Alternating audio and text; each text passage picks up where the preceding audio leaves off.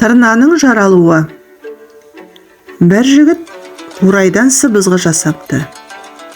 Өзеннің басына келіп, күнде сыбызғы тартыпты. Оның сазына періштелер ғашық еді. Күніне бір мәрте жерге түсіп, сыбызғы сазын тыңдайды екен. Бір күні елге жау шабады. Жігіт жаумен соғысып, қаза құшады. Ал сыбызғы өзен басында иесіз қалады. Періштелер сыбызғы сазын сағынып, күңіреніп жылайды екен.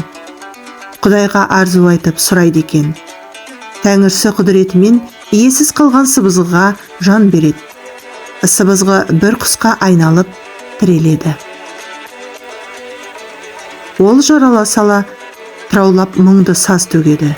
Саздың үнін естігенде аспан, жер, тау мен тас қосылып жылапты деседі. Құстың тырау-тырау деп ұшқанын қарап, жұрт оны тырна атапты. Тырнаның мойны ұзын сыбызғыны еске салады. Ол көкте ұшқанда періштелер әнін тыңдап, бірге ұшып жүреді екен. Сол сәтте адам қастық ойлап, құсты ататын болса, періштелер жабылып қорғайды деседі.